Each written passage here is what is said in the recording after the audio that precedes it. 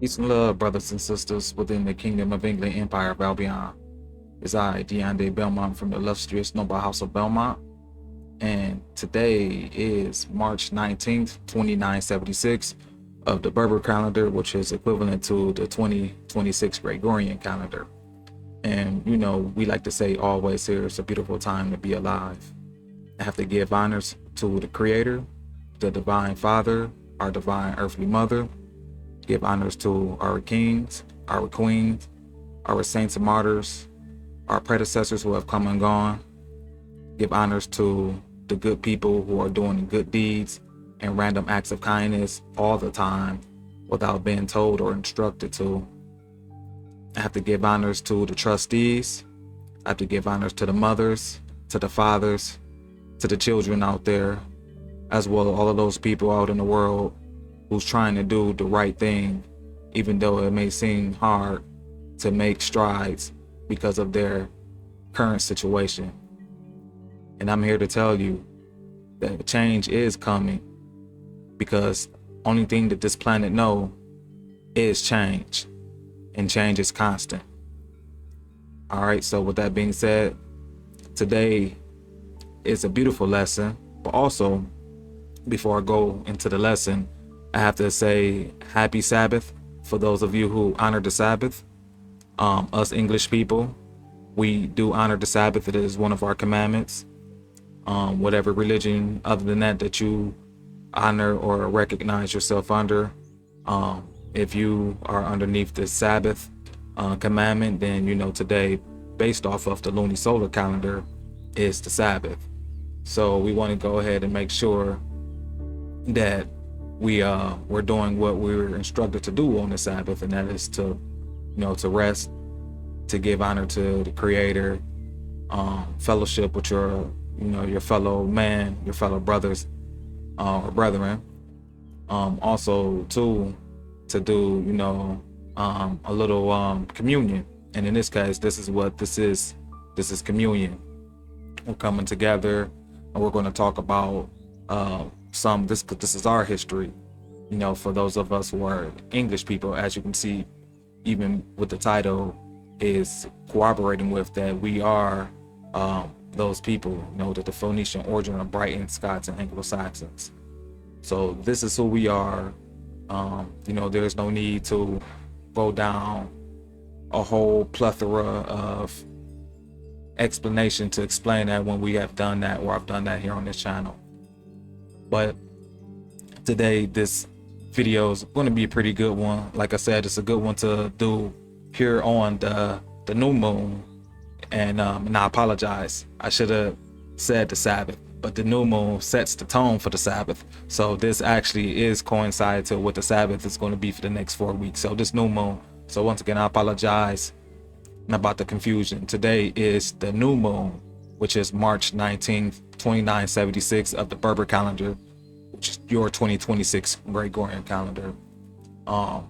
And for those who want to know how you track the Sabbath based off the new moon, every 7 days after the day of the new moon will set the tone for the 4-week Sabbath cycle. And like I said, the Sabbath cycle is the cycle of us resting based off the ordination from the Creator that was instituted back during the time of creation, according to the biblical scriptures, for us, like I said, for us to rest, because this is the day, or the 7th day is the day that the Creator rested after creating creation. And once again, because of that, something that us here as English people recognize, because of this part of one of the religious practices of the people at the time before we fell, then we want to give honor to that as well. So once again, thank you, brothers and sisters, for listening and paying attention to that. So without further ado, because I know some of you probably got things to do this Thursday night, and I love Thursdays. I was born on a Thursday, as we can see from last Thursday, March 12th was my solar return. So yes, I did have the ability to bring in another year of creation that the Most Highs have granted me to be able to experience, and to be able to have these, these conversations or these lessons with you brothers and sisters today. Like I said, is part of the present or the gift that I was gifted. So I thank the Most High for that, and I thank you for taking your time out to listen. And I'm going to go ahead momentarily transition the page so that way we can go ahead and see what we're going to be reading here this evening. And eventually I'm going to have a schedule just set so that way you know when to expect me, and that way there's no waiting or guessing when I'm going to do these. But I also have to pay attention and take in consideration that, delays happen, the schedule can always change, and especially when we're underneath Mercury retrogrades, things of that nature, which we're still under, can and potentially will happen. I wanted to do this lesson actually almost a week ago, and you see I'm just now having an opportunity to do it. I'm like, you know what, just press start streaming and make it happen. So I'm gonna go ahead and let it do what it do.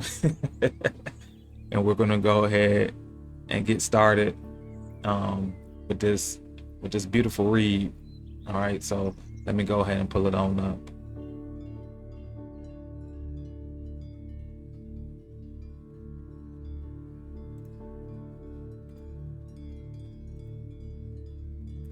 As you can see right there on the front of the screen, the Phoenician Origin of Britons, Scots and Anglo-Saxons. You know what, I'm going to bring myself up as well. I think this is a good time for you to be able to see me and hear me.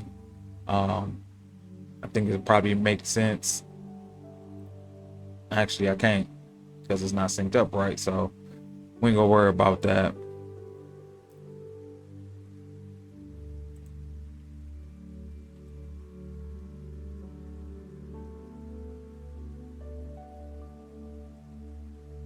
One sec, I'm trying to make this a little bit better now. That's gonna be the case.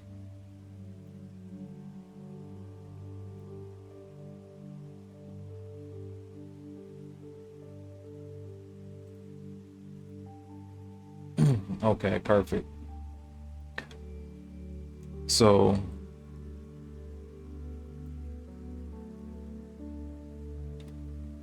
we have our author L.A. Waddell, who wrote this based off his research, and we're going to go ahead and read a little bit about Mr. L.A. Waddell, because it's important to know the credentials of the authors, so therefore we can see where their scholarship is coming from and how they're recognized in society. Because a lot of these authors, their words hold weight and value, even though modernly today, we may not see that value because of indoctrination, but back then they did, and we need to hold it in high esteem again, because many people are losing their understanding and connection to the past because of no one is teaching them or keeping these books in proper circulation for whatever reason. It's something that, like I said, that we need to take back control of and start understanding, so that way we don't fall to the same destruction that our predecessors succumbed to. And then also we can learn what they were trying to progress in, so that way we can pick up the torch and continue where they left off. All right, so let's go ahead and pull up Mr. L.A. Waddell. All right. Hopefully you can see that. I'll probably try to zoom in a little bit better.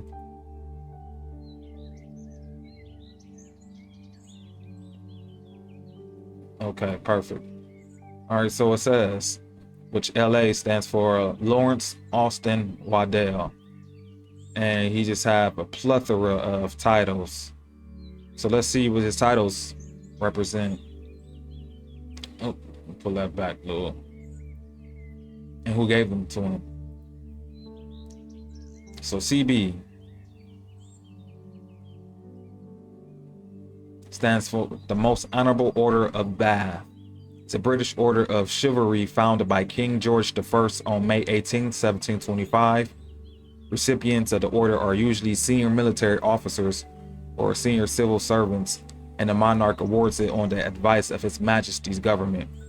All right, so he received the Most Honorable Order of the Bath by the monarch of the United Kingdom at this time, or excuse me, that was underneath King George at the time, but due to the time frame when he received it, it'll be underneath the United Kingdom.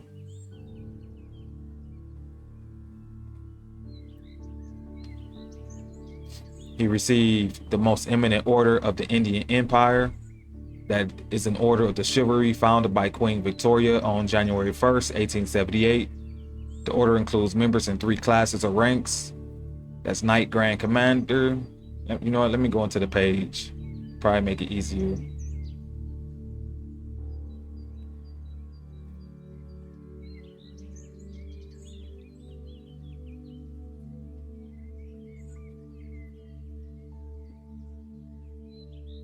Okay, well, that's just messed up.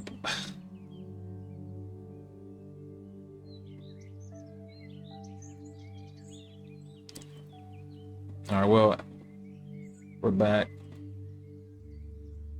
I'm not going to go any further with that. All right, so it says that he also received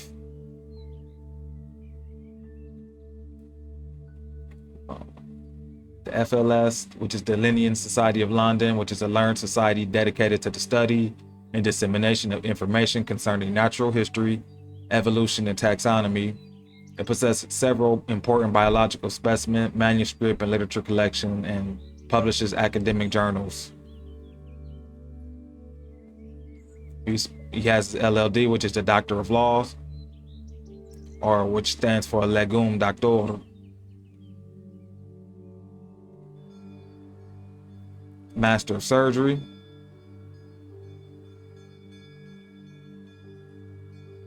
IMS, which is the Indian Medical Service, which was a military medical service in British India, which they said also has some civilian functions originating during the East India Company's period of rule.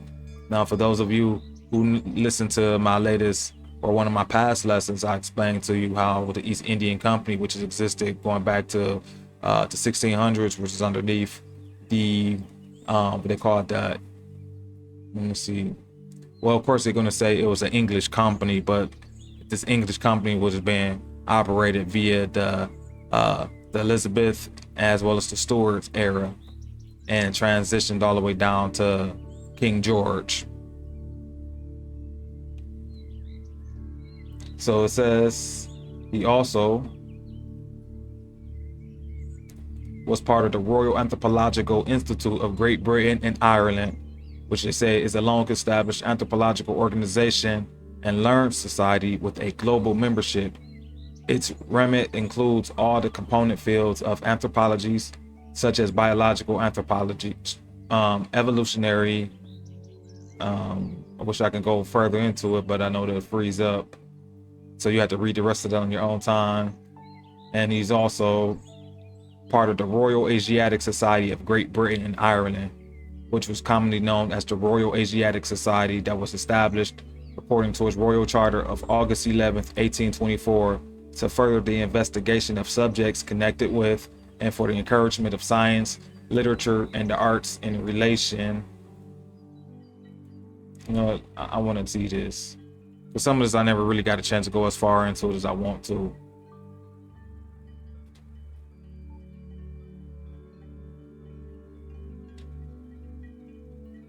And just like I expected, the page, it just freezes, so I'm not going to try to go in there.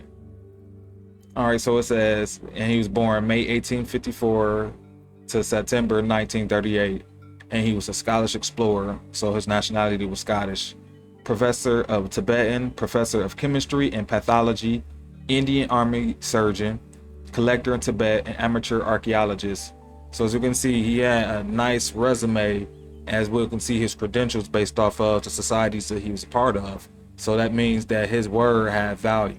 You know, who he was had he had status, let's just say that, and where he were in regards to his work, you know, what will show that he had a lot of either expertise, which they will say, or he's the one who they'll value as the one to go to in regards to the topics that he is known to have mastered. So it says, Waddell also studied Sumerian and Sanskrit. He made various translations of seals and other inscriptions.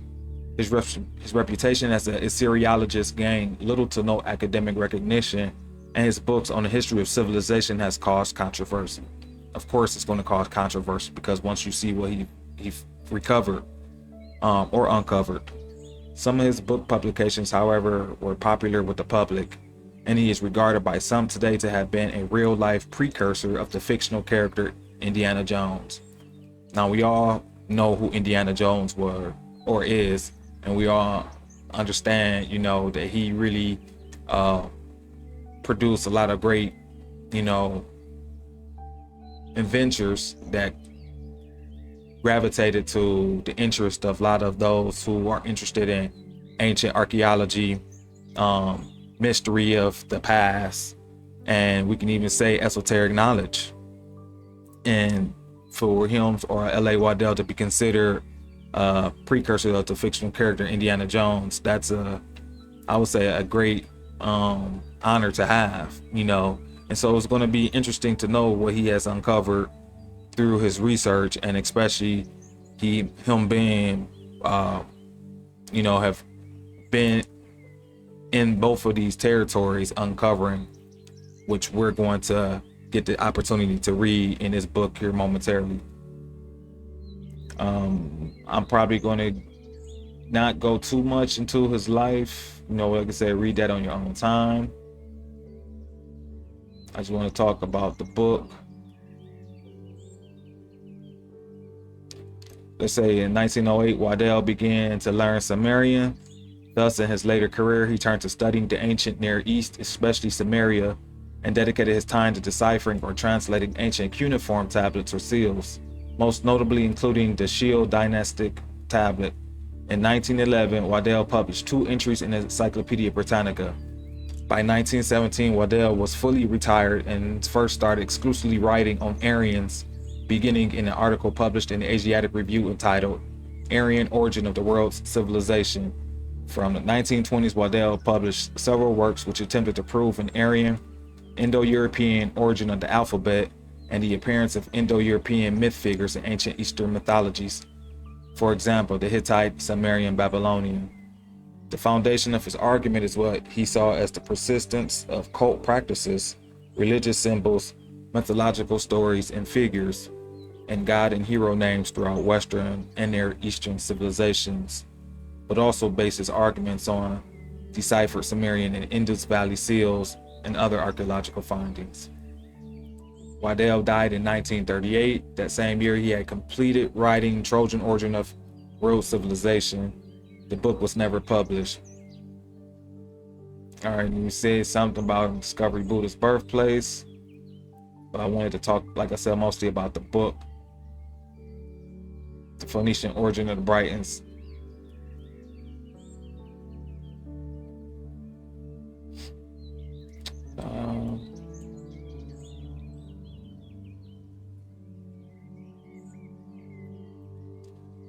A lot of theories and a lot of information to investigate, but we'll be reading through his biography all day, all night, excuse me.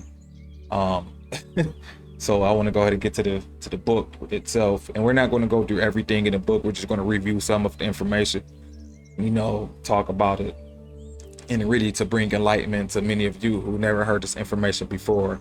So once again, this is Mr. L.A. Waddell, the author of The Phoenician Origin of Britons, Scots and Anglo-Saxons, discovered by Phoenician and Sumerian inscriptions in Britain, by pre-Roman Briton coins, and a mass of new history.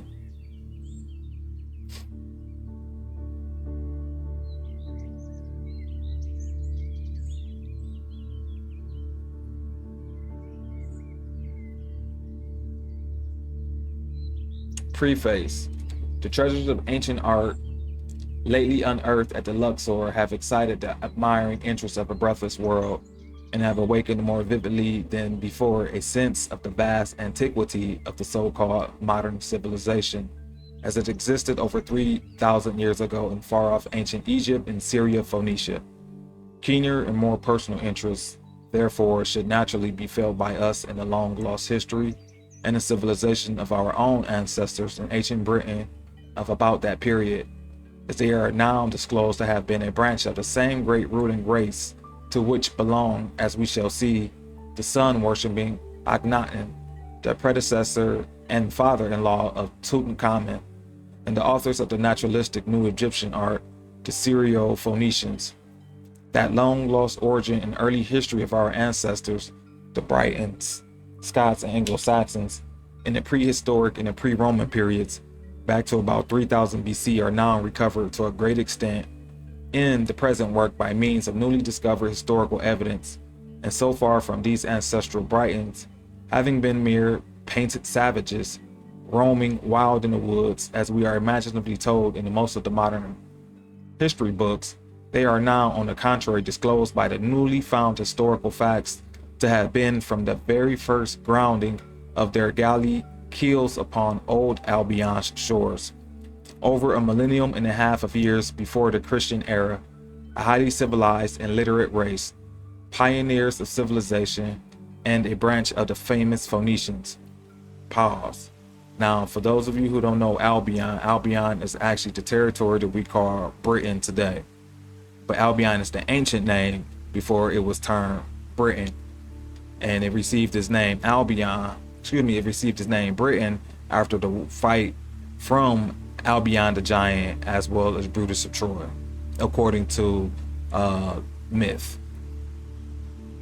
So it says, in the course of my researches into the fascinating problem of the lost origin of the Aryans, the fair, long-headed North European race, the traditional ancestors of our forebears of the Brito-Scandinavian race who gave to Europe in prehistoric time its higher civilization and its civilized languages. Now, what I want to do before I go to the next page is I want to actually take a look into the terms that we're going to be reading, some of the terms we're going to be reading in here, for instance, and we want to learn what they mean going from an etymological understanding, because when we hear a lot of these words, many brothers and sisters just gloss over them, but we need to put them in proper context, and the context is according to who this author is. I'm quite sure he will utilize them based off of what the original meaning of the words were, so therefore he can get his point across to the audience.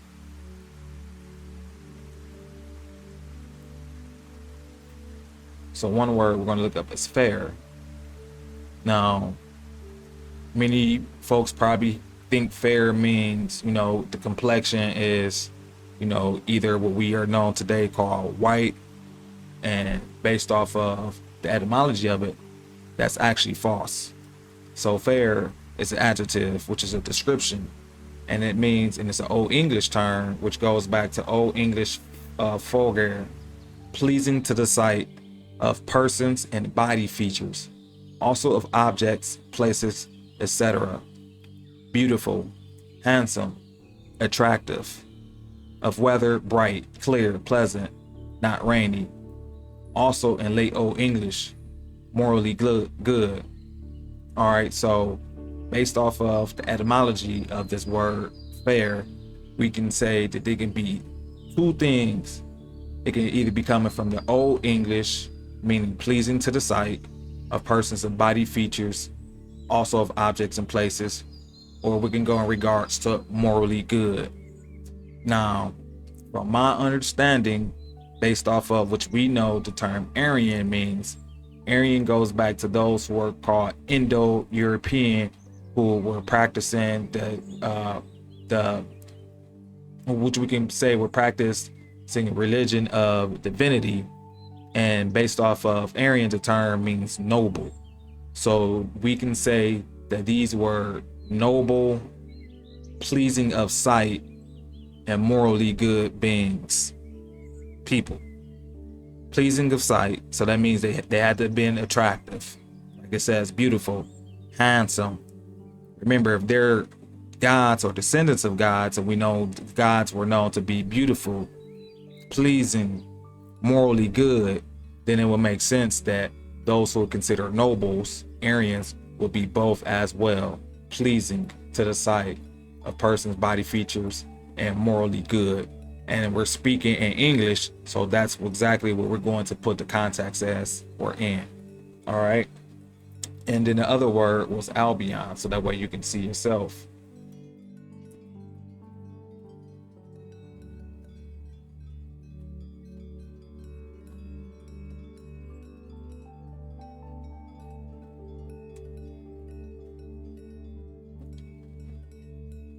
All right, so the etymology of Albion.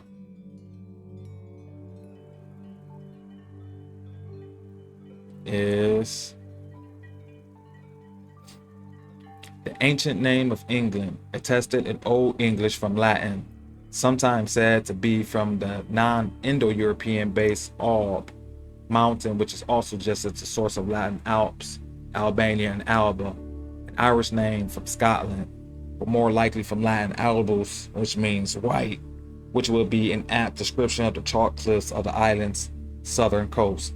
All right, so Albion is the ancient name of England. That's what we're just going to see and say it as. Albion just means the ancient name of England. All right, so moving forward, we know where Albion is when we hear the terminology referenced inside the book.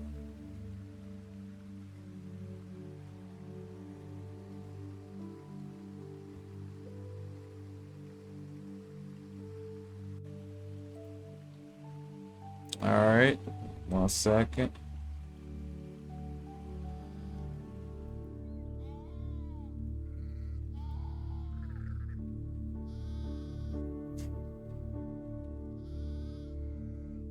Get back to the book.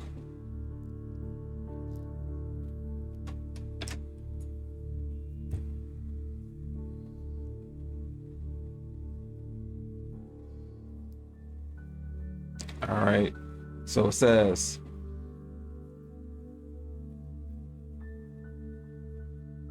the next page, researches to which I have devoted the greater part of my life and my entire time for the past 16 years, I ascertained that the Phoenicians were Aryans in race.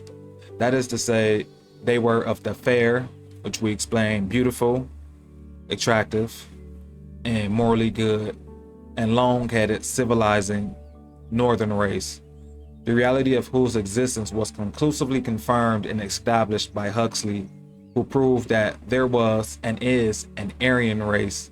That is to say, the characteristic modes of speech, termed Aryan, were developed among the blonde, long-heads alone, however much some of them may have been modified by the importation of non-Aryan elements. This is underneath the Aryan question in 19th century 1890. Thus, the daring Phoenician pioneer mariners, who with splendid courage, in their small winged galleys, first explored the wide seas and confines of the unknown ancient world, and of whose great contributions to the civilization of Greece and Rome, classic writers speak in glowing terms, were, I found by indisputable inscriptional and other evidence, not Semites, as hereto supposed, but were Aryans in race, speech, and script. All right, so he's saying that the Phoenicians were Aryans, not Semites, and they were Aryans based off of their race, their speech, and script. They were besides disclosed to be the lineal blood ancestors of the Britons and Scots. All right, so the Britons and Scots are the lineal blood ancestors, or excuse me, they're the lineal blood ancestors of the Britons and Scots, properly so called, that is, as opposed to the Aboriginal dark. So remember, they're telling you the Aboriginal dark, so that's so dark skin like you and I, or for those who are being called Black, African American, whatever. This was Aboriginal dark they're talking about. Non-Aryan people of Albion. So they're telling the Aboriginal dark people of Albion, Caledonia, and Hibernia. The dusky, small, so stature, Picts, and kindred Iberian tribes. All right, so now he's saying that the Albions, or those Aboriginal dark people of Albion, Caledonia, Hibernia, are all related, including to the Picts and Iberian tribes. And he said that they're dusky and small stature. So now we need to know what dusky means based off of the etymology of the term. So let's go back to etymology, or etymon-online, excuse me. Apologize for that.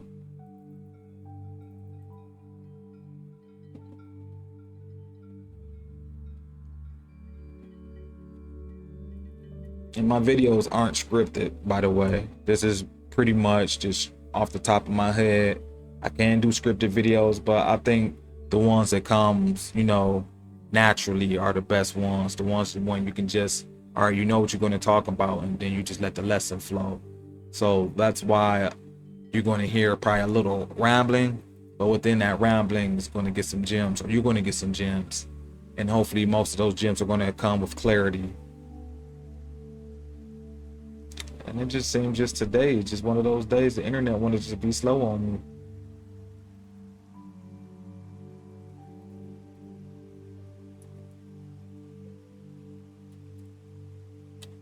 All right, so the term we're looking for is dusky.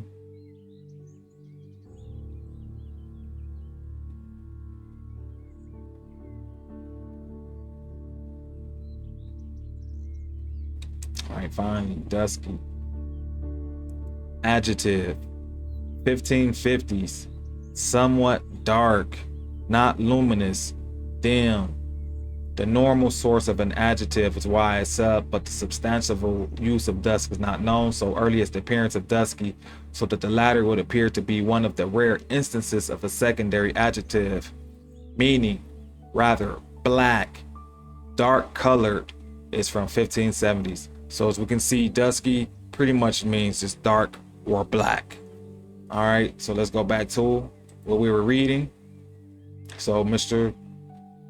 L.A. Waddell, so that way you can understand who's writing or who's saying this, who was a Scottish explorer with his high credentials and been part of the Honorable Order of Bath, which is a chivalry order underneath order that was founded by King George I, wrote this book that's telling you that the Aboriginal people of Albion, which is England, which we already showed you the etymology of, that they themselves are related to those of Caledonia and Hibernia and the Picts and those Iberian tribes. Now we know what Iberia is. Iberia is what we call the territory of Spain and Portugal today. So the Iberian Peninsula, or the Iberian tribes, are those people who are, as we can see, are indigenously related to those from the territory we call today Great Britain and Ireland.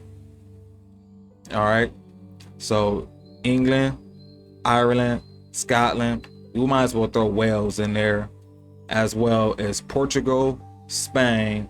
These people were all related, going back to the original indigenous people.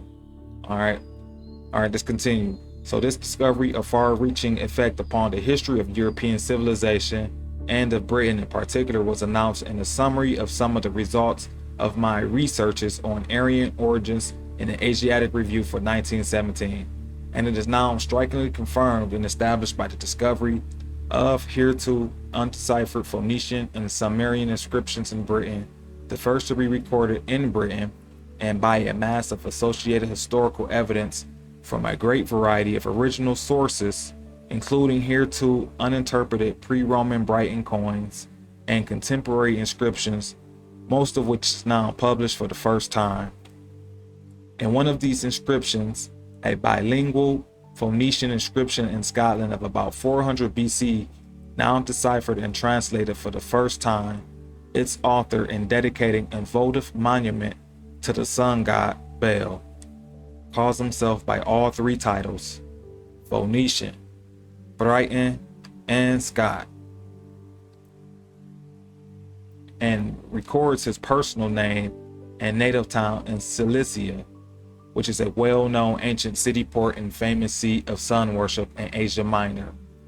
This British Phoenician prince from Cilicia is, moreover, disclosed in his own inscription in Scotland to be the actual historical original of the traditional Partalone, king of the Scots, who, according to the ancient British chronicles of Godfrey and Nennius and the legends of the Irish Scots, came with a fleet of colonists from the Mediterranean and arrived in Erin after a cruise around Orkneys, not far distant from the site where this Phoenician monument stands, and colonized in the civilized Ireland, about 4 centuries before the Roman occupation of Britain.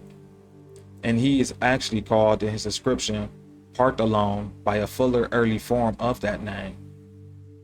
This uniquely important British Phoenician inscription, whilst incidentally extending back the existence of the Scots in Scotland for over 8 centuries beyond the period hereto known for them to our modern historians in disclosing their Phoenician origin, at the same time rehabilitates the genuineness of the traditional indigenous British chronicles as preserved by Godfrey of Monmouth and Nennius.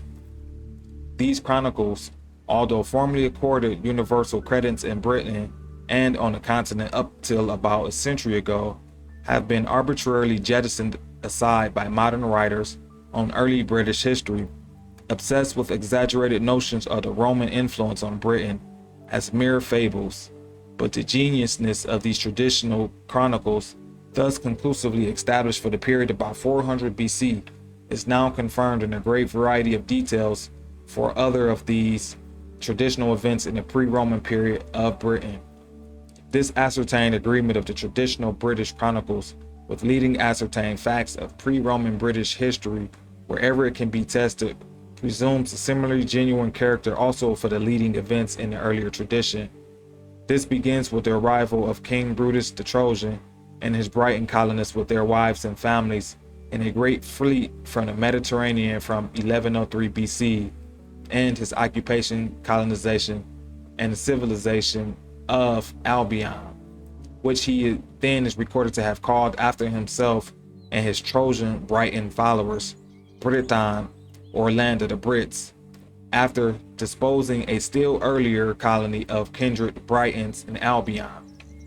All the more so is this pre-Roman British tradition, with its complete king list and chronicles, probably genuine, as the ancient Britons, properly so called, are now found to have been accustomed to the use of writing from the earliest period of their first arrival in Albion or Britain. And the cherished old British tradition that Brutus the Trojan and his Britons hailed from the Mediterranean coast of Asia Minor is in agreement with the fact that King Partalone the Briton actually records his native land as being also on the Mediterranean coast of Asia Minor. And this tradition is now confirmed by the discovery that many of the prehistoric gravings and inscriptions on the rocks and monoliths in Britain are of the Trojan type. Fully to appreciate the historical significance of these long undeciphered Phoenician and Sumerian inscriptions in Britain and their associated evidence, it is necessary to have some general acquaintance with the results of my researches into the racial origin and previously unknown early history and world activities of the Phoenicians for a period of over 2,000 years beyond that hereto known to our historians. I therefore give in an introductory chapter a brief summary of the manner in which I was led to discover that the Phoenicians were Aryan in race, speech, and script, and were of vast antiquity, dating back from the testimony of their own still existing inscribed monuments to about 3100 BC. My new historical keys to the origin of prehistoric activities of the Phoenicians in early Europe disclose these viral ancestral pioneers of the higher civilization as no mere dead figures in a buried past, but instinct with life and human interests, adventurously exploring and exploiting the commercial possibilities of the various regions along the unknown seas of the Old World, and indicating to us at the present day the paths which led to the propagation and progress of the higher civilization over the world. Starting from the solid new ground of the positive, concrete historical inscriptions, we are led by the clues thus gained to fresh clues, which open up for us as we proceed new and unsuspected avenues of evidence, disclosing rich mines of untapped historical material, written and unwritten. These clues lead us back from Britain, back to the Phoenician and Hittite homeland of the Aryan Phoenician Britons in Syria, Phoenicia and Asia Minor, of St. George of Cappadocia and England, and there offer us the solutions to most of the long outstanding problems in regard to the origin of the ancient Britons and the source and meaning of our ancestral British folklore, national emblems, and patron saints. In this way, we gain not only a fairly intimate knowledge of the personalities of the early Aryan Phoenicians, who, as the ancestral Britons and Scots, colonized and civilized Britain, and then the historical reasons for their various waves of migration hither with wholesale transplantation of their cults, institutions, and names on British soil. We gain at the same time a considerable new insight into the remoter origin and the racial character of the pre-Briton, non-Aryan Aborigines of the British Isles in the Stone Age, and their relation to the Picts and Celts, which unravels to a great extent the hopeless tangle in which the question of the Aboriginal races in Britain has hereto become involved. In thus enlarging not inconsiderably the boundaries of Cleo's domain in Britain, we are led into several provinces not hereto suspected of connection with Britain, though the relationship now becomes obvious. This wider outlook on the parent land, as well as its colony in Britain and their intercommunications, reflects fresh light on both the ancient Britons and on their parent Phoenicians. Amongst the great variety of historical effects thus elicited by this new light may be mentioned the following. Archaeologically are disclosed the racial character, original homeland, and approximate dates of our ancestral erectors of the prehistoric stone circles in the British Isles with the motive of these monuments. Also the erectors of the prehistoric stone cist and long barrel graves of the late Stone Age. The discovery of the key to the script of the prehistoric cup marks engraved upon the rocks and monoliths unlocks the hereto sealed messages of these prehistoric literary records of our ancestors, and give us a vivid picture of the exalted idols which already ruled their lives in those far distant days.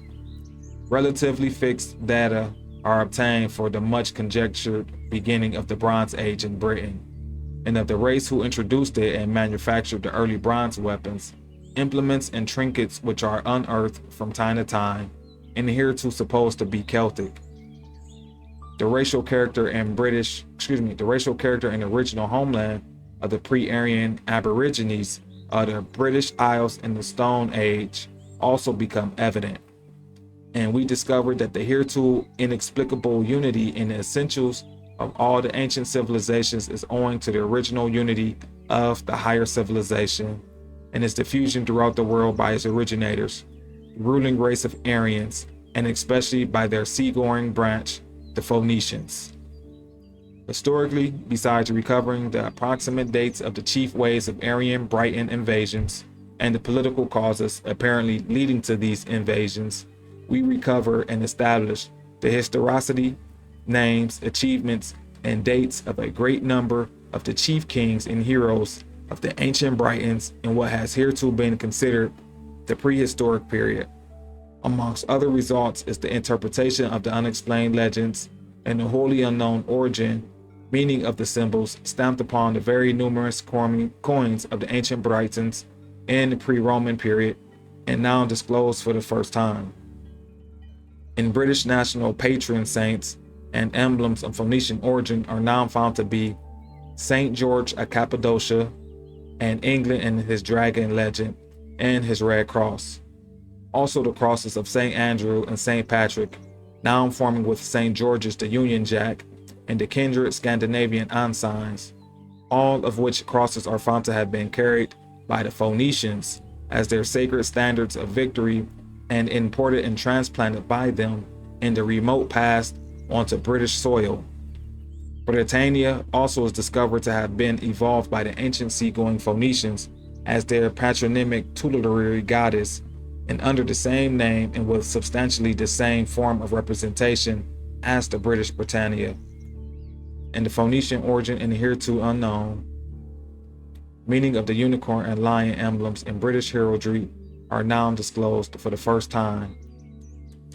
Linguistically, we now find that the English, Scottish, Irish, Gaelic, Cymric, Gothic, and Anglo-Saxon languages and their script in the whole family of the so-called Aryan languages, where their written letters are derived from the Aryan Phoenician language and script through their parent, the Hittite or Sumerian, and that about 50% of the commonest words in use in the English language today are discovered to be Sumerian, Sumerian, or Hittite in origin, with the same word form, sound, and meaning. This fact is freely illustrated in these pages as critical words occur incidentally as we proceed, and it is found that the English and Doric Scottish dialects preserve the original Aryan or Sumerian form of words more faithfully than either the Sanskrit or Greek. The Phoenician origin of the ancient sacred Ogham script of the pre-Christian monuments in the British Isles is also disclosed.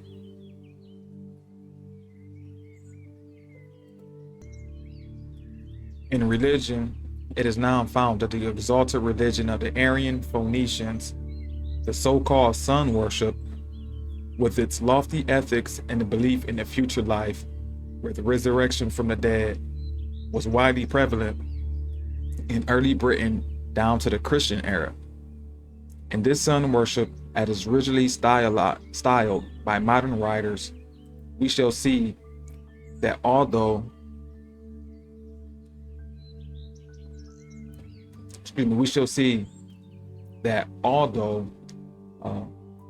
that the earliest Aryans worshiped that luminary itself, they were the first people to imagine the ideal of God in heaven, and at an early period evolved the ideal of the one universal God as the Father God, some millenniums before the birth of Abraham, and they symbolized him by the sun. They further embolized the sun as the light of the world by the true cross, in the manner now discovered, and they carved the cross as the symbol of universal divine victory upon their sacred seals and standards, and sculptured it upon their monuments from the 4th millennium BC downwards, and invented the swastika with the meaning now disclosed. This now explains for the first time the very numerous crosses and swastikas carved upon the prehistoric stone monuments and the pre-Christian stone crosses with their other solar and non-Christian symbols throughout the British Isles. It also now explains the solar-wheeled cross, the so-called Celtic cross, and the red cross of St. George, the fiery cross of the Scottish clans, the Balfire rites still surviving in the remoter parts of these islands at the summer solstice, and the numerous true crosses with solar symbols stamped upon the ancient Brighton coins of the Catti and Cassi kings of the pre-Roman and pre-Christian periods in Britain. Geographically, the topography of the prehistoric distribution of the early Aryan Phoenician settlements throughout ancient Britain is recovered by the incidence of their patronymic and ethnic names in the oldest Aryan, place, river, and ethnic names in relation to the prehistoric stone circles and monuments before the thick upcrop of later and modern town and the village names has submerged or obscured the early Aryan names on the map. The transplantation by the Phoenician colonists of old cherished homeland names from Asia Minor and Phoenician colonies on the Mediterranean is also seen. The Phoenician source and the meaning of many of the ancient place, river, and mountain names in Britain, hereto unknown, or the subject of more or less fantastic conjecture, by imaginative etymologists is disclosed, and a somewhat clearer view is perhaps gained of the line of Phoenician seaports, trading stations, and ports of call along the Mediterranean and out beyond the Pillars of Hercules in the prehistoric period. In economics and science, the Hitto-Phoenician Aryan origin of our ordered agricultural and industrial life becomes evident, and the old British traditions confirm that London was built as the commercial capital several centuries before the foundation of Rome. In art, a like origin is disclosed for many of the motives in our modern decorative art.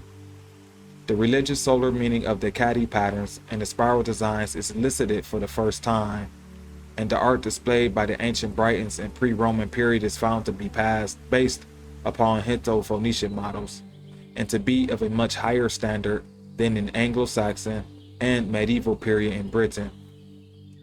Politically, the newly discovered racial link uniting the Western Bharats, or the Britons, with the Eastern Bharats, or Britons of India, still called the land of the Bharats, through the blood kinship with the ruling chiefs of India, now revealed and established, should favorably determine the latter, in these days of Indian unrest, to remain within the fellowship of the British Commonwealth, which is now shown to have retained the real Swaraj, elements of the old progressive ancestral Bharat civilization, in a much purer form than in the Indian branch, and the intimate kinship of the Britons and British, properly so called, with the Norse, the joint preservers of the ancestral Gothic epics, the Eddas, is now disclosed to be much closer and much more ancient than has to hitherto been suspected, and long before the Viking Age. Classic legend and myth is to some extent rehabilitated by finding that some of the great heroes and demigods of Homer had historical human origin, and the personalities and achievements of famous early Aryan and Bharat kings, whose actual dates are now recovered. The psychologists and eugenists may probably find a somewhat clearer standpoint for observing the effect of the mixing of racial elements in the composite British nation, and in regard to the question of the racial element making for a real progress in the complex conditions of our modern national life. Amongst the many minor effects of the discovery of the Aryan racial character of the Phoenicians and their merchant princes now disclosed, it would appear that the beautiful painting by Lord Lytton, which adorns the walls of the Royal Exchange in London, portraying the opening of the trade era in Britain, now requires an exchange of complexions between the Aborigines of Albion and the Phoenician merchants, as well as some slight nasal readjustment in the latter to the Aryan type, and thus opening up for us lost vistas of history adown the ages and lifting considerably higher than before the dense veil that hung so long above the origin and ancestry of the composite races now forming the British nation. The newfound historical evidence suggests that the modern Aryan Britons, or British, more fully than the other descendants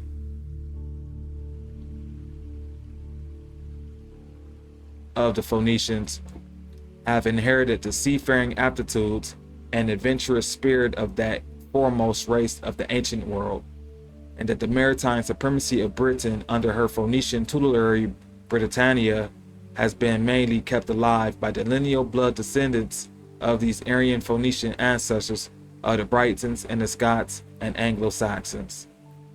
In traversing such wide and varied fields of research in so many different specialized departments of culture and civilization, wherein a great mass of the new uncoordinated knowledge, laboriously unearthed by countless modern archaeologists, working in separate watertight compartments, now receives a new orientation, it is scarcely possible that one individual, however careful in such a pioneer exploration for the path of truth along this vastly complex problem, can escape falling into errors in some details.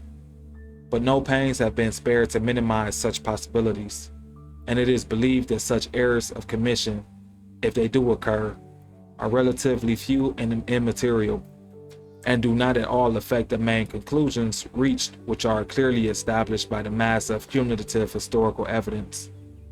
The long delay in publishing these discoveries, which were mostly made many years ago, has been owing to the vast scope of this exploration over so many wide fields.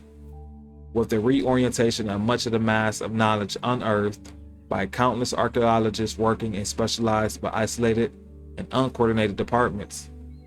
To this has been added the necessity for my acquiring a working knowledge of the ancient scripts and languages in which the original ancient inscriptions and records were written, in order to revise at first hand the spelling of the proper names in the original records in the cuneiform, and it is apparent the Sumerian hieroglyphic script, also in Akkadian, Hittite hieroglyph, Egyptian, Cretan, Cyprian, Iberian, Runic Gothic, Ogham, and the so-called Phoenician Semitic and its allied Aramaic and Hebrew scripts, in addition to the Indian, Pali, and Sanskrit.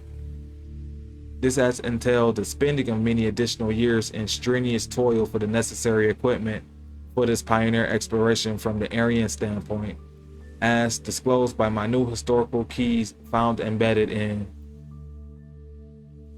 the Indian Sanskrit Vedas and epics, and it has been supplemented by actual visitation of some of the chief sites in the ancient homeland of the Phoenicians and Hitto-Sumerians into Mesopotamia and Syria-Phoenicia. It is for the unbiased reader now to judge whether these many years of intensive study are justified by their results. Some of the outstanding historical results of these discoveries are indicated in the concluding chapter, and here I gratefully acknowledge the great obligations I owe to my friend, Dr. Isley Burns Moorhead, M.A., who from first to last has favored me with his helpful, candid criticism on many of the details of the discoveries, with not a few suggestive comments, some of which I have gladly incorporated in these pages, and whose unflagging interest in the progress of the work has been a constant source of encouragement. I am also indebted to the courtesy of the several authorities mentioned in the text for replying to my inquiries and permitting the use of a few of my illustrations. A list of the chief authorities and publications referred to is given at the end of the work. L.A. Waddell, January 1924. And as we can see, some of the figures, the one to the left, figure A, which says Sun Horse Phoenician Archangel Michael and his cross-vanquishing dragon inscribed DS, and Sumerian equivalent 5 cut marks from Hittite seal about 2000 BC. And then on the right, we have figure B, which is ancient Briton coin of the 1st or 2nd century BC of the same scene, also inscribed DS, after J. Evans, ECB, PL 614. The cross, goat, and the 5 cup marks of Michael appear in others of these coins. Thus see the 5 cups behind horse on the Brighton coin on the back of cover in figure 43A, 61, page 61, 64, 65, and C. All right, so that's what we're going to have to take a look into the book to take a look at some of the other figures. Now, which I want you brothers and sisters to take a look at the one in the middle, the DS. On figure B, which looks like the square and another square, which is the 8-pointed star, and in the middle that has DS, and it has this, it looks like the sun at the bottom and the crescent moon above it. And we know the 8-pointed star is representation of Anu, which we know was considered the Most High God, as well as the father of the gods, and the Sumerian, or what they call it, the Anunnaki mythology, or we could say Sumerian mythology, or whatever, how we want to describe it. But Diaz, or the star figure itself, is representations you can see of Anu as well. And as we can see, we're talking about the Sumerian imagery in a book from his research. So it's speaking in regards to the Sumerians coins and artifacts being found in Britain, which it makes perfect sense. And then we see on the left hand side, which looks like with the unicorn above. We say sun horse, the Phoenician archangel Michael, and his cross vanquishing the dragon. Okay, and then the cross vanquishing the dragon. So this is the seal, or we call it the ensign of Great Britain, the Union flag. All right, and that's what the one to the left is. So like the X's, like we always keep saying here, X marks the spot, X marks the spot. All right. So that's good to know moving forward.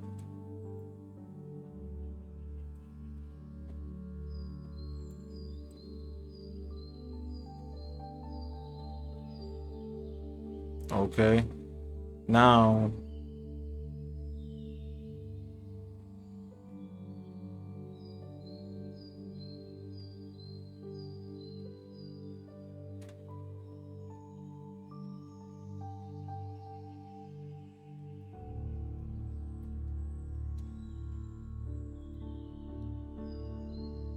to the table of contents. All right, so table of contents, chapter 1, the Phoenicians discovered to be Aryans in race and the ancestors of the Britons, Scots, and Anglo-Saxons. 2, undeciphered Phoenician inscriptions of about 400 BC in Britain in the site of the monument. 3, the inscriptions of Newton stone, previous futile attempts at decipherment. 4, decipherment and translation of Phoenician inscriptions, disclosing monument to be votive fire cross to the sun god Bel by Phoenician Hittite Britons. Date of Newton stone, personal ethnic geographic Phoenician names titles. Chapter 7, Phoenician title, tribal title of Barat or Braihat, and the source of names of Briton, and Britannia, disclosing Aryan Phoenician origin of the Tuileries, Britannia, and of her form and emblems and art. Phoenician Barat, Chapter 8, or Brit, author Newton stone. 9, local survival of Potterlone's name. Chapter 10, Potterlone's invasion of Ireland. And sorry, like I'm just going through them real quick.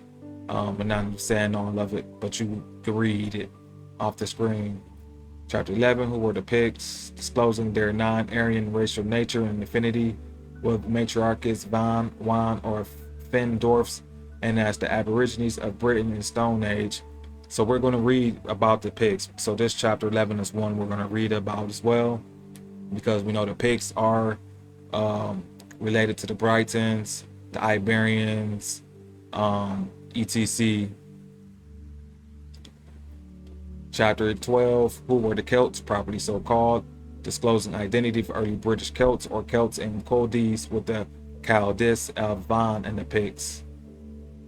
Chapter 13, coming of the Briton or Aryan Brito-Phoenicians under King Brutus. So once again, we're not going to go through all of this unless, down at the bottom of the video in the comments, if you leave comments, let me know you want me to read or go through certain chapters. Just start commenting down below. I will go ahead and go make another video of going over that chapter, so that way we can both read it together and you can get a clear understanding based off of my interpretation to explain it to you. But hopefully you can understand it even when you read it yourself on your own time. So for those of you who are paying attention to the channel, to the video, just make sure you please like, share, subscribe, and comment down below in the video if the video is, if it's informational to you, or if it's something that you would like to expound upon in the future. Just let me know. The main thing is this information is supposed to move you. So knowledge is energy. Energy is required to be used. So we're supposed to be knowing or to use this to go back to who our predecessors were in regards to their values and customary practices, etc. And as English people, because as English people today, of course, we want to know where we originate in regards to everything that we're doing. And as we see that there seems to be some confusion in regards to who we are and our origins. And the information, as we can see, have been pretty much written in the book in obscurity.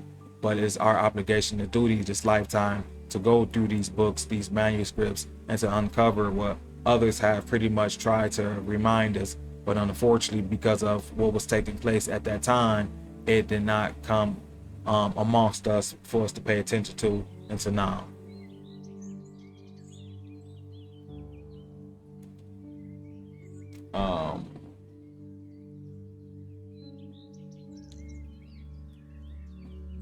Job, Andrew, Thor of Goth, St. Andrew, Earth Goddess, Maya or May, Three Fates, Sybil, and the English name Science and Numerals.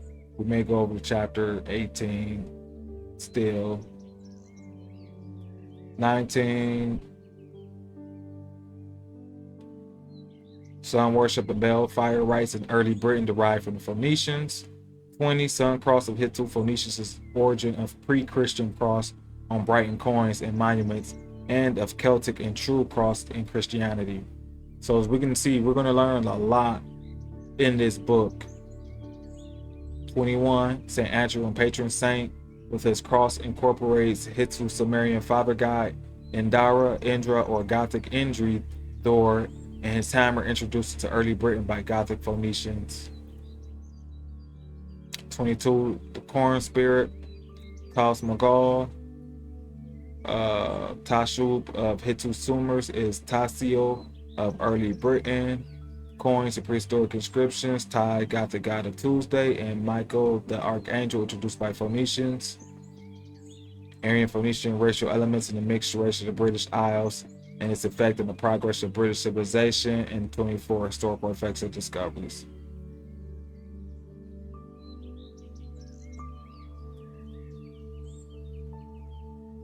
All right, so we know we're definitely going to go through chapter 1, and I think I'm going to go through chapter, was it 11 or 12? All right, so let's go ahead and get to it.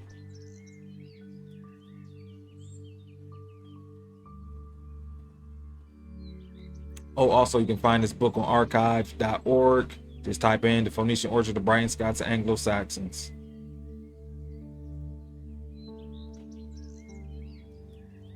All right.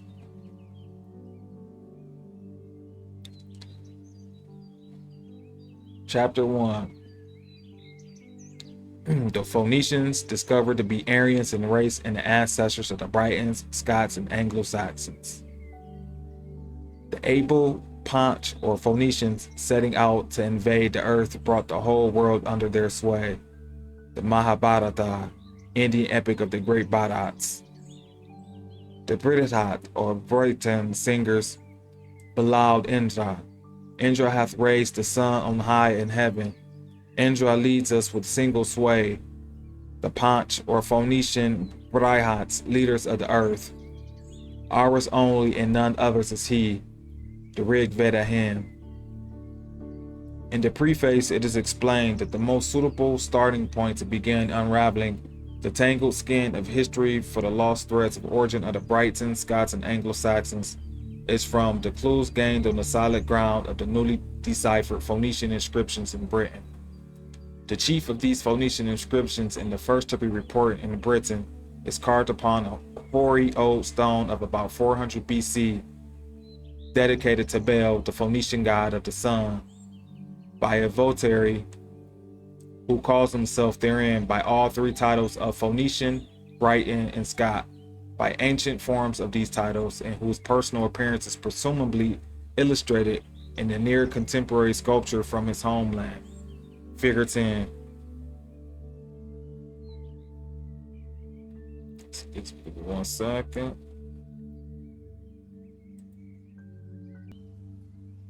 And thus preserving for us the name and titles of the prehistoric literate Phoenician king of North Britain upon his own original monument, it at the same time supplies a striking proof of the veracity of the ancient tradition cited, in which that eastern branch of Aryans, it's the image, figure 1, Bel, the god of the sun, the father god of the Phoenicians. All right, so faithfully preserved in their famous epic, the great Bharats, the Mahabharata, in regard to the prehistoric worldwide civilizing conquest of the Punch or Phoenicians, the greatest rooting clan of the Aryan Bharats or the Brihats, who we shall find were the ancestor of the Brits or the Britons or Britons, our own ancestors, and the amplifying second quotation in the heading from the early Aryan Psalms also preserved. Swastika and Briton Phoenician Psalm Code by the same eastern branch of the Aryan Burats or Britons discloses the Phoenician motive for erecting this inscribed monument in early Britain to the god of the sun, with his special symbol of the swastika cross, an emblem embroidered on the dress of the priests and priestesses of the sun, and figured freely with other solar symbols on Phoenician and early Briton monuments and on pre-Roman Briton coins, as we shall see later. This Brito-Phoenician inscription in Britain and recording unequivocally the Aryan character of the Phoenicians, as well as the Phoenician ancestry of the Britons and Scots, merely confirmed the historical results which I had previously. There's the priesthood, swastika cross on the dress of the Phoenician sun priestess, it said carrying sacred fire, from the terracotta from Phoenician tomb in Cyprus, elicited many years before from altogether different sources by discovering new keys to the Phoenician problem. These unlock the sealed stories of history regarding the origin and activities of the early Phoenicians and disclose them to be the leading branch of the Aryan race, and Aryan also in speech and script, and the lineal parents of the Britons, Scots, and Anglo-Saxons. Before proceeding further, therefore, it is desirable to, and it says, for swastikas on dress of a Hittite high priest, that's figure chapter 22, indicate briefly here that these new keys are, and the manner in which I was led to discover them, and attacking the great unsolved, fascinating Aryan problem, the lost origin of our fair, long-headed civilized ancestors of the Brito-Scandinavian and ancient Greco-Medo-Persian race who gave to Europe and the Indo-Persia their Aryan languages and higher civilization, a problem which had so completely baffled all inquiring historians that after failing to find any traces of them as a race, they threw it up in despair about half a century ago. I took up the problem at its Eastern or Indo-Persian end and devoted to most of my spare time during over a quarter of a century spent in India. There were some manifest advantages in attacking the problem from its eastern end. Philologists, ethnologists, and anthropologists were generally agreed that the eastern branch of the ancient ruling Aryan race in India had presumably preserved in the Sanskrit dialect a purer form of the original Aryan speech than was to found in the European dialects from Greek to Gothic and English, whilst they also preserved a great body of traditional literature regarding the original location, doings and achievements of the early Aryan, which had been lost by the Western or European branch in the vicissitudes and destructive turmoil of long ages of migration and internecine wars. Besides this, the long prevalence in India of the rigid caste systems, by restricting intermarriage between different tribes and the dusky aborigines, was supposed to have preserved the Aryan physical type and the ruling Aryan caste there in relatively purer form than in Europe.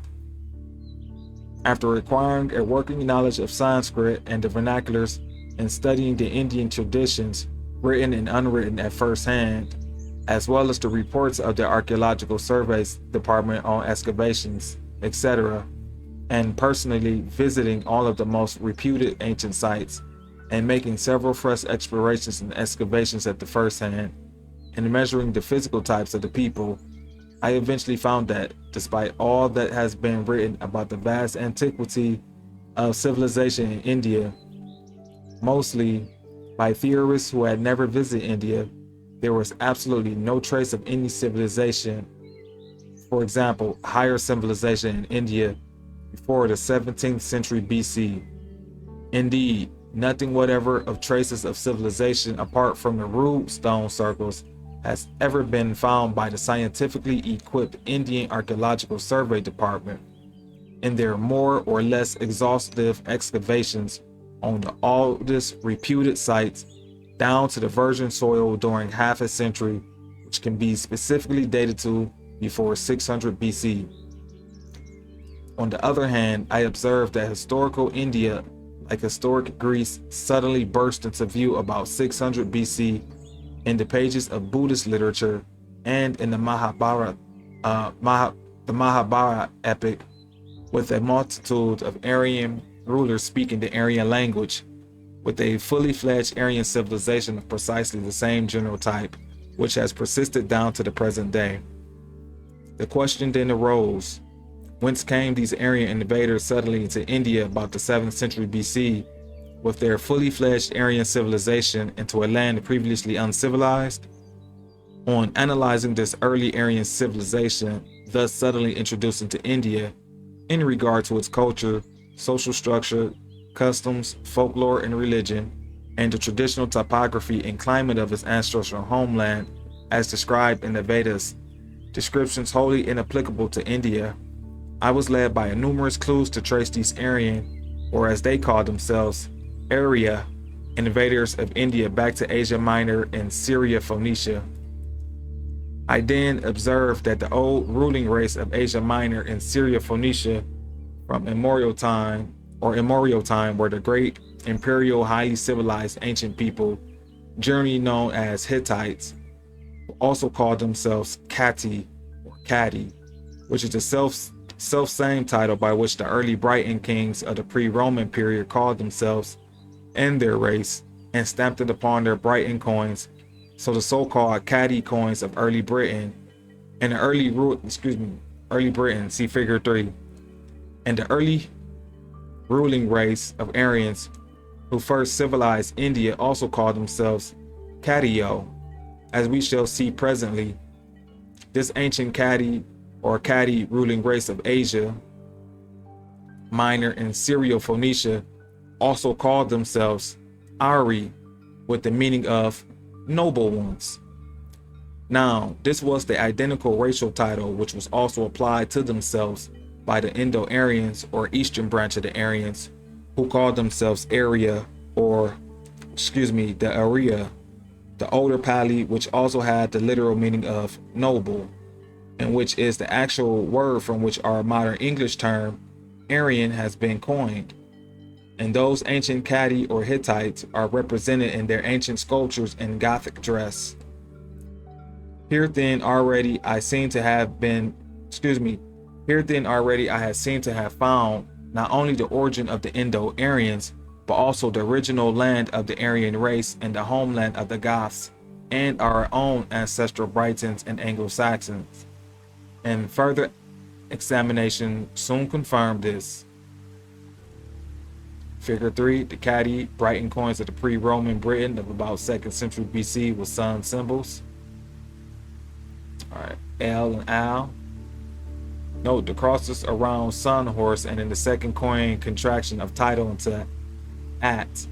The L between the face and the back of coin, electrum alloy of gold of which coin consists, and A equals arum or gold. Now for those of you who don't know or who don't understand, that L is also the name of Saturn, Saturni L. Alright, and Saturn is also known as the god of gold, not the sun. The Saturn turns lead into gold. Alright, but we'll talk about that a little bit later.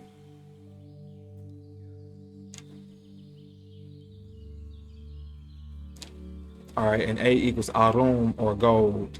So the civilization of this Ari or Aryan race of Kati or Kati was essentially of the kind which is now called the Aryan type, and of the same type as that introduced into India by the eastern branch of the Aryas or Aryans in appearance. Also these Kati, who were called the White Syrians by Strabo, are seen in their own rock sculptures and sculptured monuments of between 3000 and 2000 BC to be of the Aryan type. They are tall in stature with conical Phrygian caps and snow boots with turned up toes, and garbed significantly in what is now commonly called the Gothic style of dress, for the reason, as we shall see later, that they were the primitive Goths and the Goths were typically Aryan in race.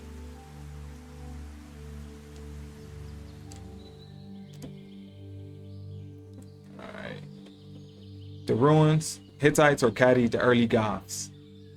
The ruins of their great walled cities, built by Cyclopean masonry and adorned with sculptures and hieroglyphic writing, are found throughout the length and breadth of Asia Minor and extended to Syria, Phoenicia, and the country is intersected by their great arterial highways, the so-called royal roads, radiating from their ancient capital.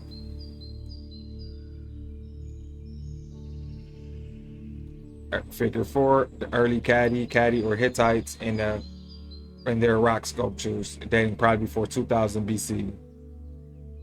Note Gothic dress and snow boots. The scene is part of a religious procession.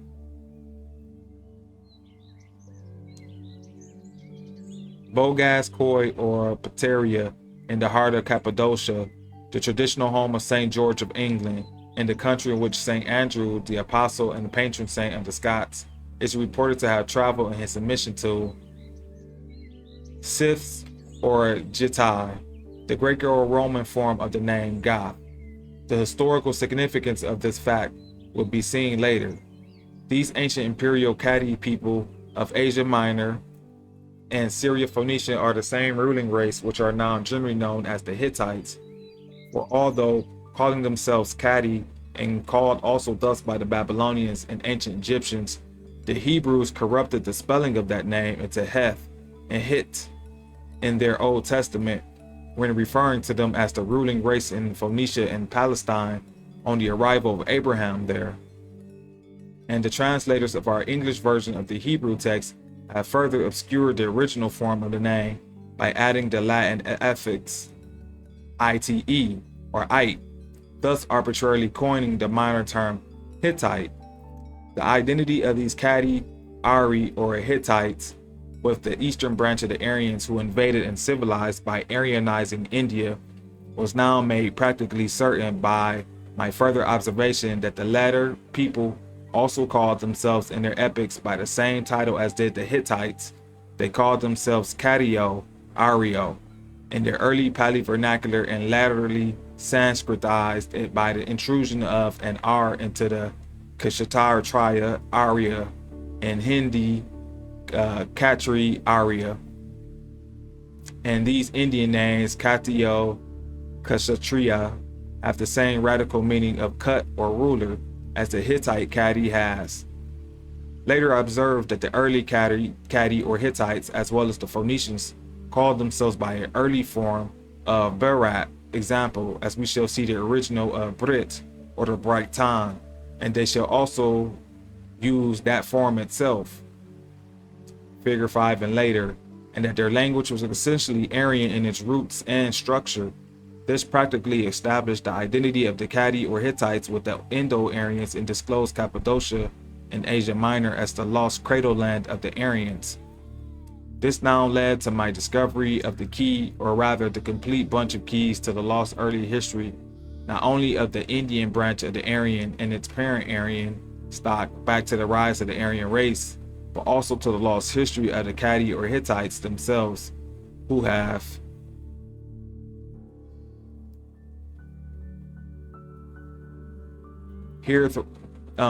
hitherto been known no earlier than about 2000 BC or still later. I had long observed that almost amongst the most cherished ancestral possessions which the Indian branch of the Kadiyo Aryo Bharats had brought with them from their old homeland to their new colony in India, like Aeneas in his exile, jealously bringing with him his rescued household gods from his old Trojan homeland, were their treasured traditional lists of their ancestral Aryan kings, extending back continuously to the first Aryan dynasty and prehistoric times. Figure 5, Phoenician coin of Carthage inscribed Berat.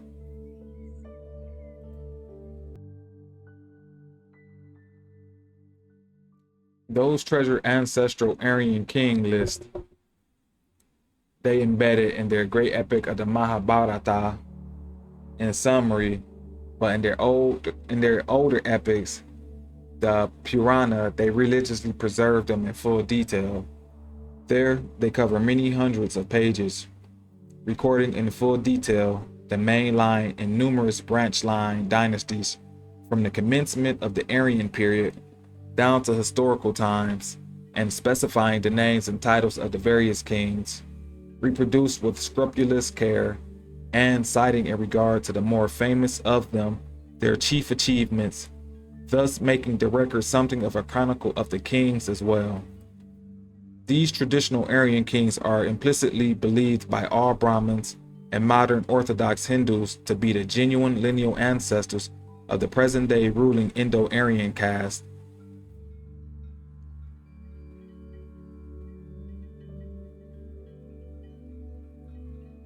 In India, and often I observed in my travels through the country,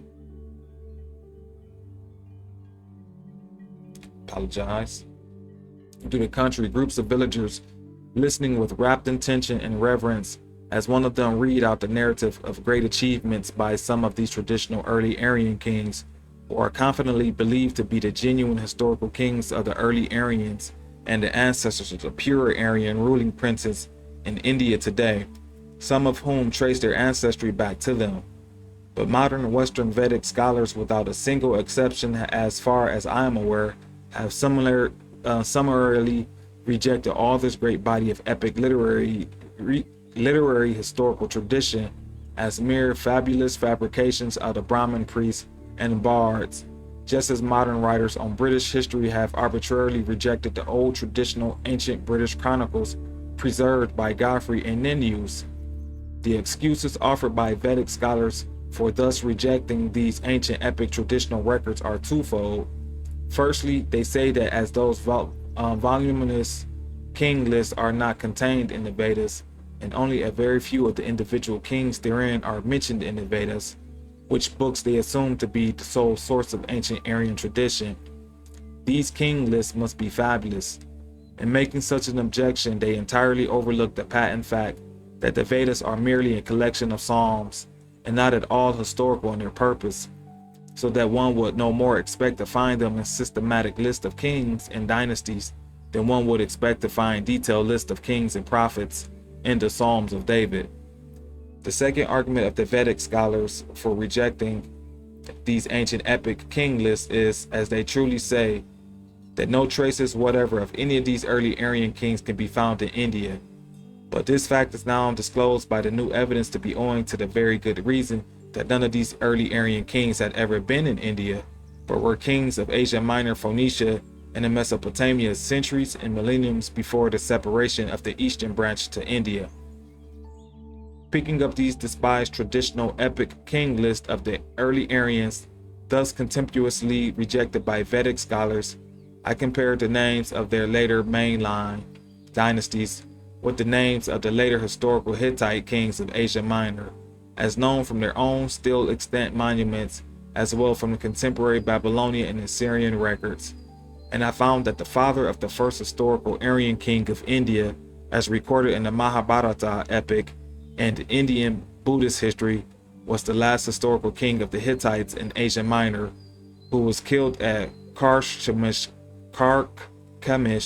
on the upper Euphrates on the final annexation of the last of the Hittite capitals to Assyria by Sargon II in 718 BC. And I further found that the predecessors of this Hittite king, as recorded in the cuneiform monuments of Asia Minor and in Assyrian documents back for several centuries, were substantially identical with those of the traditional ancestors of this first historical Aryan king of India, as found in these Indian epic king lists. Thus, the absolute identity of the Indian branch of the Aryans with the Kadi or Hittites was established by positive historical proof, and at the same time the Kadi or Hittites were disclosed to be Aryans in race and of the primary Aryan stock. And the truly historical character of the Indian epic king list was also conclusively established. On further scrutinizing the earlier dynasties of these epic king lists, I observed that several of the leading kings of the earlier Aryan dynasties in these lists bore substantially the same names, with the same records of achievements, and in the same relative chronological order as several of the leading kings of early Mesopotamia, the so-called Sumerians and Akkadians, as recorded in their own still extant monuments and in the fragmentary ancient chronicles of that land. Still further, I observed that isolated early kings of Mesopotamia, who are only known to Assyriologists from their straight inscribed monuments as solitary kings of unknown dynasty and unknown origin and race, were mostly recorded in my kings list in their due order and chronological succession in their respective dynasties, with full list of the Aryan kings of their dynasties who had preceded and succeeded them. It thus became obvious that these Indian epic king lists supplied the key to the material required for filling up the many great blanks in the early history of ancient Mesopotamia in a dark and prehistoric period there. Not only did these epic king lists lighten up the dark period of early Mesopotamia history, but they shed a similar illuminating light upon the dark period of early Egyptian history and prehistory as well, and disclosed the wholly unsuspected fact that Menes and his pre-dynastic civilizers of early Egypt were also of this race of Kadi or Hittite, white Syrians or Aryans. The Phoenicians also were now disclosed to be Aryans in race, and the Kadi Ari or Hittite Aryans by these new historical keys thus placed in my hands. This therefore corroborated the fact found by anthropologists from the examination of Phoenician tombs that the Phoenicians were a long-headed race like the Aryans and of a totally different racial type from the Jews, to whom they have hereto been affiliated on merely linguistic arguments by Semitis. This eastern or Indian branch of the Aryans, the Kadio, Aryo, Bharats, call themselves in their epic, the Mahabharata, by the joint clan title of the Kuru Panchala, a title which turned out to be the original of the Syro-Phoenician. These Kuru and Panchala are described as the two paramount kindred and confederated clans of the ruling Aryans, and they are repeatedly referred to under this confederate title in the Vedas. Now, Ker, I observed, was the ancient Sumerian and Babylonian name for Syria and Asia Minor of the Hittites, or white Syrians, and it was thus obviously the original of the Syria of the Greeks, softened to Syria by the Romans, whilst Panch-Allah is defined in the Indian epics as meaning the able or accomplished Panch. In complement, it is there explained to their great ability, also an outstanding trait of the Phoenicians and the classics of Europe. This disclosed Panch to be the proper name of this ruling Aryan clan, whom at once recognized as the Phoenicians, the Finka or the Panak or the Panasa, seagoing race of the eastern Mediterranean of the ancient Egyptians, the Phonicus of the Greeks, and the Phonicus of the Romans. This Panch ruling Aryan class was celebrated in the Vedas as the most ardent of all devotees of the sun and fire cult, associated with worship of the father god Indra, as in the Vedic verses cited in the heading, and we shall see that in the Hittu Phoenicians were especial worshippers of the father god Baal, also called by them Indara, who was of the sun cult, and whose name is recorded in the early Briton monuments to be examined later on. The Panch Aryan clan was also significantly the foremost seagoing Aryan people of the ancient world in the Vedas, in which most, if not all, of the many Aryan kings celebrated in the Vedic hymns as having been miraculously rescued from shipwreck by Indra or his angels, were kings of the Panch Aryan clan, and a ship of 100 oars is mentioned in connection with them. These Panch Aryan are also sometimes called Krivi in the Vedas, which word is omitted by the Sanskritists to be a variant of Kuru, which have seen means of Ker or Syria. This Confederate Vedic title for them and their kinsmen, the later Syrians, namely Kuru Panchala, is thus seen to be the equivalent of the later title for these two Confederate Aryan ruling clans, the Syrians and the Phoenicians, which is referred to in the New Testament as Syro-Phoeniki, and Englished into Syro-Phoenician. Further, I found that the early Phoenician dynasties in Syria-Phoenicia, or the land of the Amorites of the Hebrews, as well as in the early Mesopotamia on the shores of the Persian Gulf, where Herodotus records that the Phoenicians were located before 2800 BC, also called themselves by the Kadi or the Hittite title and by the early form of Bara in their own still extant monuments and documents, and dated back to about 3100 BC. The Phoenician Kadi Bara ancestry of the Britons and Scots and of the pre-Roman Briton Kadi kings was then elicited and established by conclusive historical evidence in due course. The Anglo-Saxons also were disclosed, as we shall see, to be a later branchlet of the Phoenician Britons, which separated after the latter had established themselves in Britain. This identity of the Aryans with the Kadi or Hittites was still further confirmed and more firmly established by further positive and cumulative evidence. In 1907, at the old Hittite capital, Bogaz Khoi in Cappadocia, Winkler discovered the original treaty of about 1400 BC between the Kadi or Hittites and their kinsmen neighbors on the east in ancient Persia, the Mitanni, who I had found were the ancient Medes, who were also famous Aryans and called themselves Arya. In this treaty, they invoked the actual Aryan gods of the Vedas of the Indian branch of the Aryans and by their Vedic names. Significantly, the first god invoked is the Vedic sun god Mitra, example, the Mithra of the Greco-Romans, as some of the later Aryans made separate gods out of different titles of the father god. His name is followed by Indara, that is, the solar Indra or Almighty, the principal deity of the Indo-Aryan Vedic scriptures, and as an instance in the verses cited in the heading, the special god of the Bharats or Brihats or Brits, and of their Panch or Phoenician clan, and his image and title are represented on ancient Briton monuments and coins. But even this striking historical evidence of itself did not induce either the Assyriologists or the Vedic scholars to seriously entertain the probability that the Hittites were Aryans, obsessed with the preconceived notion that the Hittites, whatever their affinities might be, were certainly not Aryans. The present work is the first installment of the results disclosed by the use of my newfound keys to the lost history of the Aryan race and their authorship of the world's highest civilization.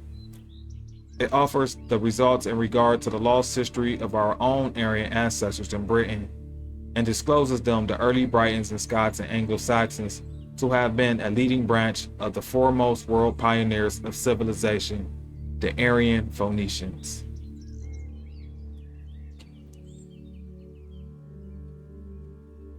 Figure 5a, Brighton Prehistoric Monument to Bel at Craig Nargit, Wiggs Townshire, and Hittu Phoenician Sun Crosses, etc.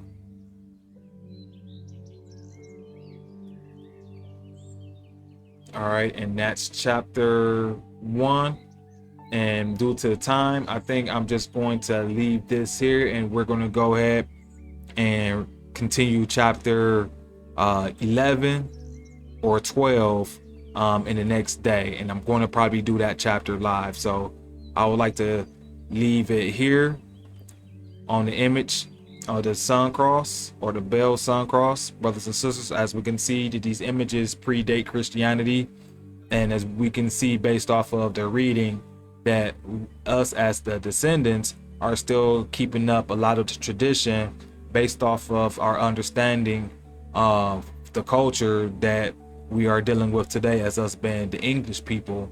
So with that being said, we're going to continue to keep uncovering more information, noticing the more things that you see on the image right above us on the screen in regards to our connection to the ancient Phoenician Aryan people who are now today are known as the English people today. So that being said, peace, brothers and sisters. Enjoy this moon day or this new moon day, and I'll see you on the next build.